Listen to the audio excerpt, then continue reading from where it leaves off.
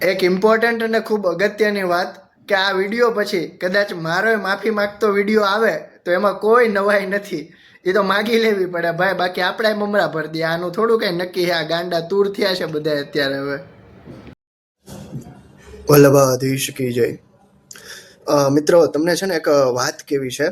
ગુજરાતમાં અત્યારે આપણે જે વર્તમાનમાં જે પરિસ્થિતિ ચાલી રહી છે, પરિસ્થિતિના આધારે, સામાન્ય રીતે મારો આ વિષય નથી, મારો વિષય છે અધ્યાત્મનો, અને એમાંથી પૂર્ણ બધાથી સ્વતંત્ર રીતે સ્વચ્છંદ થઈને હું મારી રીતે હું મારું પોતાનું જ કામ કરતો હોઉં છું.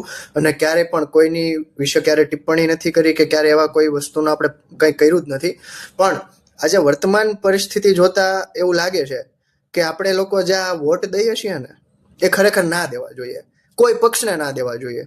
વર્તમાનમાં રાજકારણની આ જે પરિસ્થિતિ છે, આજે ગુજરાતનું તંત્ર ચાલી રહ્યું છે, ગુજરાતનું જે પોલીસ તંત્ર ચાલી રહ્યું છે, ગુજરાતની અંદર સરકારી ખાતાઓ જે રીતે ચાલી રહ્યા છે, એ પ્રમાણે જો જોવામાં આવે તો ખરેખર એક વખત જો ચૂંટણી આખી નાબૂદ થાય ને તો ખરેખર સરકાર કદાચ જાગે એવું મને લાગે છે. મને કોઈ પક્ષ સાથે કોઈ વિરોધ નથી, મને કોઈ પાર્ટી સાથે કોઈ વિરોધ નથી, મને કોઈ માણસ સાથે વિરોધ નથી. પણ એક જો માનવતાની દ્રષ્ટિએ જોવા જઈએ સામાન્ય વસ્તુ, તો તમે એક વસ્તુ વિચારો કે જ્યારે આ લોકોને ફંડિંગ ઓછું પડે ને એટલે રોડ ઉપર નીકળી જાય હેલ્મેટના નામે, બરાબર. અમદાવાદની અંદર હું તમને લિટરલી અમદાવાદની અંદર જે આ વાડજવાળો જે રોડ છે, રિવરફ્રન્ટ વાળો રોડ, એ રોડ ઉપર ડેઈલીના 70 થી 80 લોકોને પકડવાના ટાર્ગેટ લઈને ટીઆરબી વાળા ઊભા રહી છે.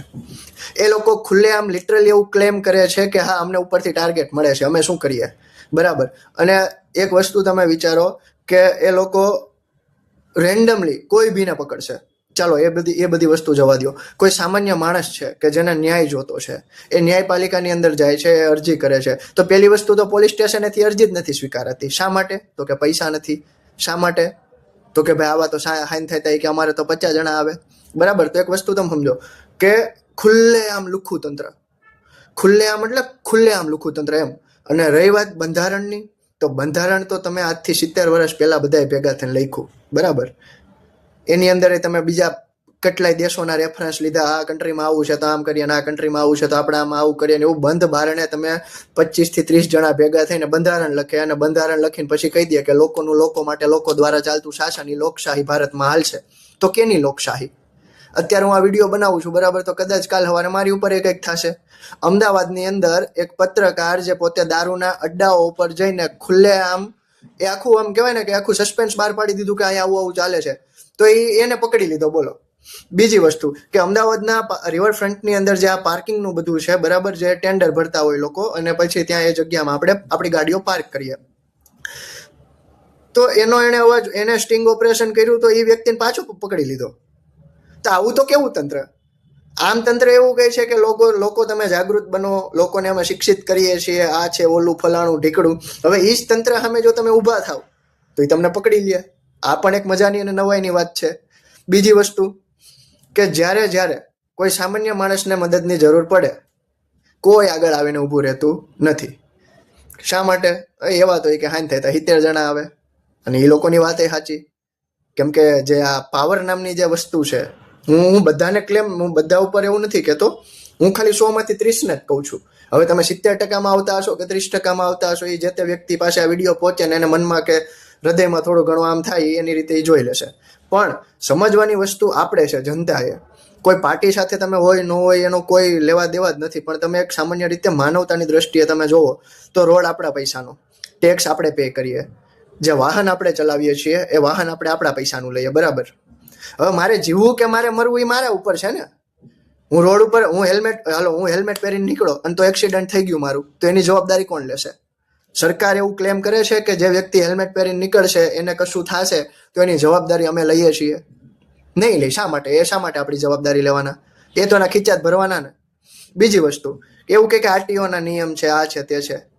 તો પણ આરટીઓમાં એવી કંઈક જોગવાઈ હશે ને કે રોડ રસ્તા સરખા ન હોય ને એક્સિડન્ટ થાય તો જે મૃતક વ્યક્તિ છે અથવા તો જે વ્યક્તિને નુકસાન થયું છે એને ગવર્મેન્ટ તરફથી એટલું મળવા પાત્ર છે. મળ્યું ક્યારેય કોઈને આજ સુધી? ખીચામાંથી પૈસા ગયા છે? હા, મળતા બી હશે, નો ડાઉટ. પણ આ રીતે તો નહીં જ મળતા હોય જે રીતે આપણા હેલ્મેટના નામે આપણી પાસેથી પૈસા લેવાય છે. એટલે હેલ્મેટનો કોઈ વાંધો નથી, તમે હાઈવે ઉપર પહેરો હેલ્મેટ, હાઈવે ઉપર રાખો ફરજિયાત કાયદો, તો ન્યા કોઈને કંઈ કરવું નથી. બસ જાહેર જનતાની વચ્ચે, જાહેર જનતાની અંદર કેમ દબદબો બનાવવો એ આજના સમયમાં પોલીસ તંત્ર કરી રહ્યું છે.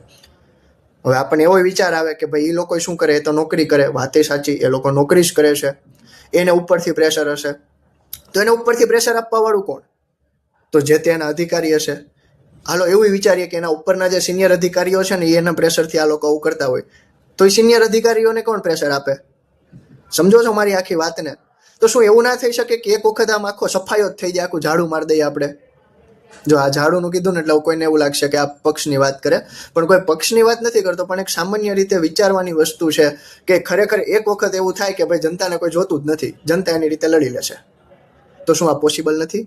હવે બીજી વસ્તુ કે જ્યાં આપણને ખરેખર પોલીસ આપણા મિત્ર છે, બરાબર, પોલીસનું કામ છે આપણી સુરક્ષાનું, તો પોલીસ અને માહોલ અત્યારે એવો છે કે પોલીસથી જ આપણે ડરવું પડે છે.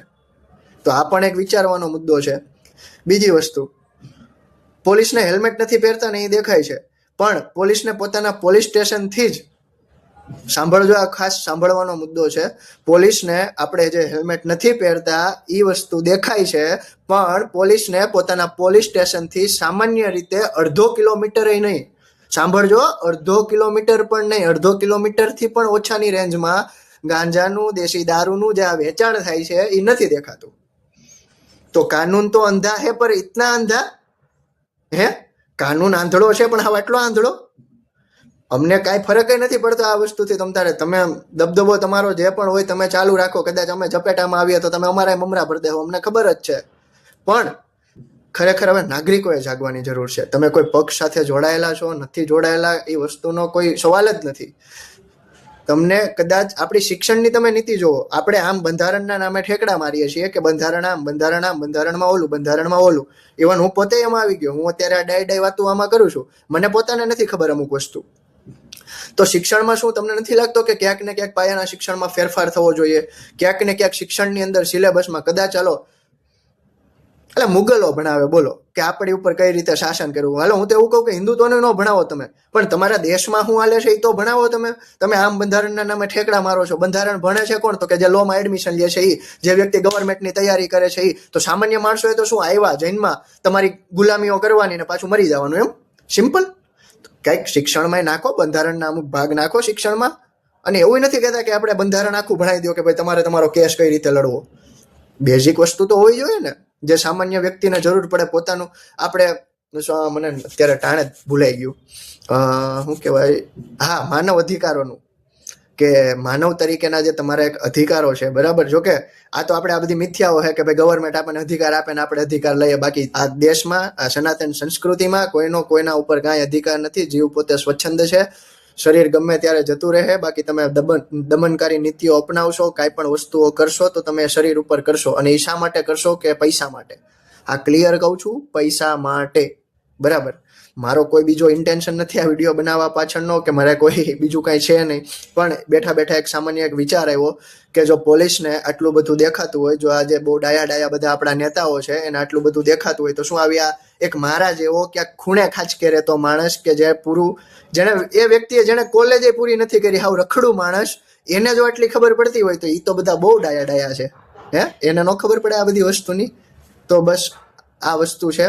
જો ખરેખર તમને આ વસ્તુ તમારે, હું કેટલો સાચો કે ખોટો એ મને નથી ખબર, પણ તમારું શું મંતવ્ય છે ને એ મને જરાક જણાવજો, કેમ કે કદાચ હું પણ ખોટો હોઈ શકું, બરાબર. અને હા, આપણા ગવર્મેન્ટ ક્લેમ કરે જ છે ને કે બધી જગ્યાએ બધી વસ્તુ પોસિબલ ન હોય, તો કદાચ મારી વાત આ જે છે એ પોસિબલ ન હોય, પણ જનતાનું શું કેવું છે ને એ મારે અભિપ્રાય જોઈએ છે. તો તમને વિનંતી છે કે આ જે વિડીયો છે એ બને એટલા લોકો સુધી પહોંચાડો અને તમારો જે અભિપ્રાય છે એ અભિપ્રાય આપો. મારે આપણું બીજું કોઈ ઇન્ટેન્શન નથી, બરાબર. અને આપણે કોઈ રિસર્ચ નથી કર્યું કાંઈ વસ્તુને, આજે આપણા પોતાના અનુભવ છે, એ પોતાના અનુભવ ઉપરથી હું આ વાત કરું છું. અને એક મુદ્દો મારે રાખવો છે કે શું બંધારણ ભારતના શિક્ષણની અંદર, એવું નથી કહેતો ગુજરાતમાં, ભારતના શિક્ષણની અંદર 5મા 6ઠા ધોરણથી જે નાની છોકરો જ્યારે છોકરાને સમજણ પડતી થાય ત્યારથી ના આવવું જોઈએ. તમારું શું મંતવ્ય છે મને જણાવો.